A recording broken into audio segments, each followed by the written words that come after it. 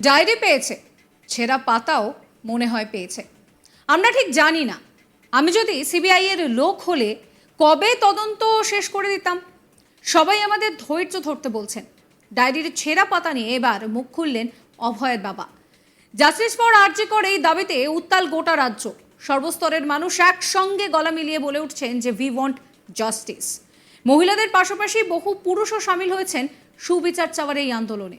দেশ, রাজ্য, জেলা, শহর জুড়ে ধিক্কার মিছিলে পা মিলিয়েছেন আরজি করের ডাক্তারি পড়ুয়া থেকে শুরু করে সাধারণ মানুষও। সবাই এই খুনের বিচার চাইছেন।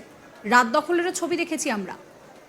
এই ঘটনা শুধু দেশের মধ্যেই আর সীমাবদ্ধ নয়, এর রেশ পৌঁছে গিয়েছে গোটা বিশ্বে। দিকে দিকে চলছে বিক্ষোভ। আরজি কর হাসপাতালের সেমিনার হল থেকে মৃত ডাক্তারের একটি ডায়েরিও উদ্ধার হয়েছিল। কলকাতা পুলিশ পৌঁছে দেহ উদ্ধার করার সময় তার একটি ডায়েরিও উদ্ধার করে। পুলিশ সূত্রে জানা গিয়েছে যে ওই ডায়েরির পাশেই খোলা ছিল একটি ডায়েরির পাতা। ডায়েরির সেই খোলা পাতায় কিছু লেখা ছিল, তা নিয়েও ধোঁয়াশা রয়েছে। এই বিষয়ে বলতে গিয়ে অভয়ের বাবা জানান যে ডায়েরি পেয়েছে, ছেঁড়া পাতাও মনে হয় পেয়েছে। আমরা ঠিক জানি না। আমি যদি সিবিআই এর লোক হতাম তাহলে কবে তদন্ত শেষ করে দিতাম। সবাই আমাদেরকে ধৈর্য রাখতে বলছে। আমরা শান্তিপূর্ণভাবে আন্দোলন চালিয়ে যেতে বলছি। শুনুন অভয়ের বাবার কথা।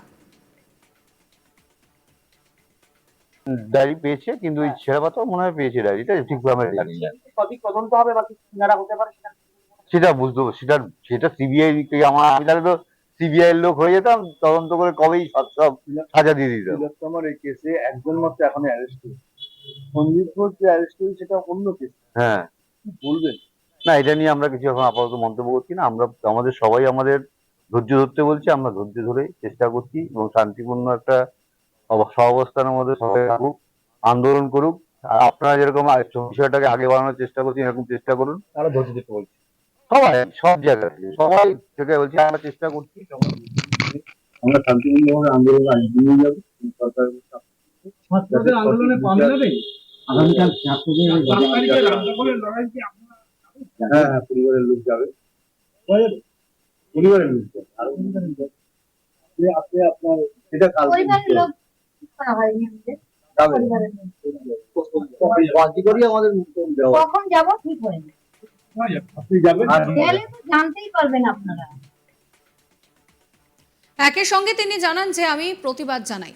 আজকে যারা ডাক্তারি পড়ছে তারা কি ছেলে কি মেয়ে এটা বিচার করা উচিত নয়।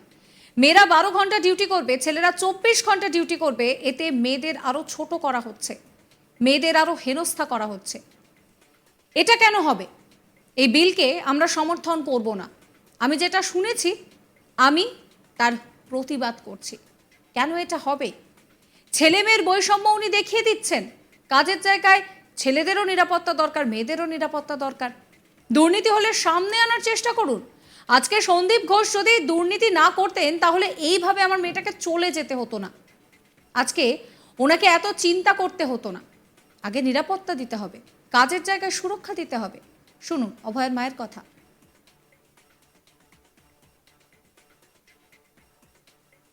আমি প্রতিবাদ জানাই ওর। আজকে একটা ডক্টর যে যারা পড়ছে তারা কি ছেলে কি মেয়ে এটা বিচার করা উচিত নয়। ছেলেরা 12 ঘন্টা মানে মেয়েরা 12 ঘন্টা ডিউটি করবে, ছেলেরা 24 ঘন্টা ডিউটি করবে। এটা তো মেয়েদের আরো ছোট করা হচ্ছে। হ্যাঁ, বৈষম্য, মেয়েদের আরো হেনস্থা করা হচ্ছে। এটা কেন হবে? এই বিল আমি পূর্ণ মানে অসমর্থন করব। সংশোধন করা আছে না, এই যে আমি যেটা শুনেছি এটা আমি প্রতিবাদ করেছি। কেন তিনি শুনেছেন কি না, এটা এই যেটাই শুনেছি মেয়েদের 12 ঘন্টা কেন এটা ছেলেরা বেশি কাজ করবে, মেয়েরা 12 ঘন্টা বেশি কাজ করতে হবে। আজকে যে এখানে এই যে অনেক যে মেয়েরা আছে, তারা হয়তো রাতে 10টার সময় 11টার সময় ইন্টারভিউ কারোর প্রয়োজন পড়তে পারতো, যাবে না সেখানে? তাহলে তাদের চাকরি ছেড়ে দিয়ে বাড়িতে বসে বসে থাকতে হবে। তার বৈষম্য তো এখানে তো ছেলে মেয়ের বৈষম্য উনি দেখিয়ে দিচ্ছে। এটা তো অবশ্যই সরকারের অক্ষমতা।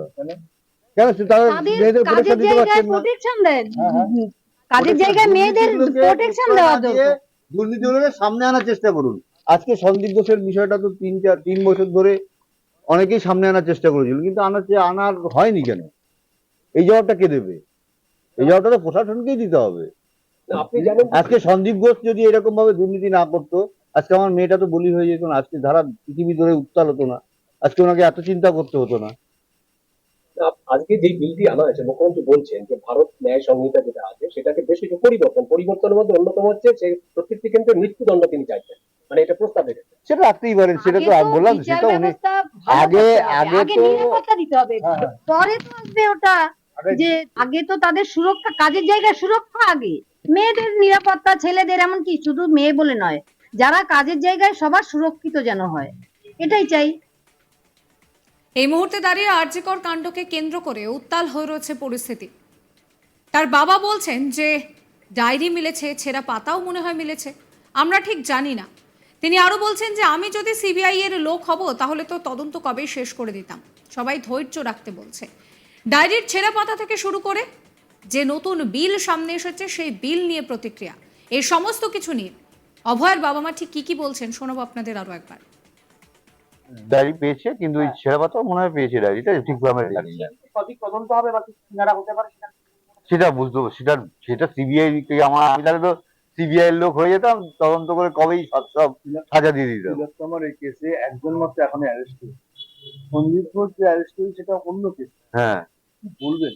না এটা নিয়ে আমরা কিছু এখন আপাতত মন্তব্য করছি না। আমরা আমাদের সবাই আমাদের ধৈর্য ধরতে বলছি, আমরা ধৈর্য ধরে চেষ্টা করছি এবং শান্তিপূর্ণ একটা সহাবস্থানের মধ্যে সবাই থাকুক, আন্দোলন করুক। আর আপনারা যেরকম বিষয়টাকে আগে বাড়ানোর চেষ্টা করছেন, এরকম চেষ্টা করুন। তারা ধৈর্য দিতে বলছে। সবাই সব জায়গা থেকে সবাই থেকে বলছি, আমরা চেষ্টা করছি। আমরা শান্তিপূর্ণভাবে আন্দোলন এগিয়ে যাবো। সরকার ছাত্রদের আন্দোলনে পা মেলাবে? আগামীকাল ছাত্রদের হ্যাঁ হ্যাঁ, পরিবারের লোক যাবে, পরিবারের লোক যাবে। আর আমি প্রতিবাদ জানাই ওর থেকে। আজকে একটা ডক্টর যে যারা পড়ছে তারা কি ছেলে কি মেয়ে এটা বিচার করা উচিত নয়। ছেলেরা 12 ঘন্টা মানে মেয়েরা 12 ঘন্টা ডিউটি করবে, ছেলেরা 24 ঘন্টা ডিউটি করবে, এটা তো মেয়েদের আরো ছোট করা হচ্ছে, হ্যাঁ, বৈষম্য, মেয়েদের আরো হেনস্থা করা হচ্ছে। এটা কেন হবে? এই বিল আমি পূর্ণ মানে অসমর্থন করব। মুখ্যমন্ত্রী যে বিলটা এনেছে সেখানে বেশ কিছু সংশোধন করা আছে। না, এই যে আমি যেটা শুনেছি এটা আমি প্রতিবাদ করেছি। কেন তিনি শুনেছেন কি না, এটা এই যেটাই শুনেছি, মেয়েদের 12 ঘন্টা কেন এটা? ছেলেরা বেশি কাজ করবে, মেয়েরা 12 ঘন্টা বেশি কাজ করতে হবে। আজকে যে এখানে এই যে অনেক যে মেয়েরা আছে, তাদের হয়তো রাতে 10টার সময় 11টার সময় ইন্টারভিউ কারোর প্রয়োজন পড়তে হতো, যাবে না সেখানে? তাহলে তাদের চাকরি ছেড়ে দিয়ে বাড়িতে বসে থাকতে হবে। তার বৈষম্য তো এখানে তো ছেলে মেয়ের বৈষম্য উনি দেখিয়ে দিচ্ছে। এটা তো অবশ্যই সরকারের অক্ষমতা। কেন তারা মেয়েদের কাজের প্রোটেকশন দিতে জায়গায় পারছেন না? প্রোটেকশন দেন, কাজের জায়গায় মেয়েদের প্রোটেকশন দেওয়া দরকার। দুর্নীতি হলে সামনে আনার চেষ্টা করুন। আজকে সাবস্ক্রাইব করবেন আজ তাক বাংলার ইউটিউব চ্যানেলকে, ফলো করবেন হোয়াটসঅ্যাপ চ্যানেলও।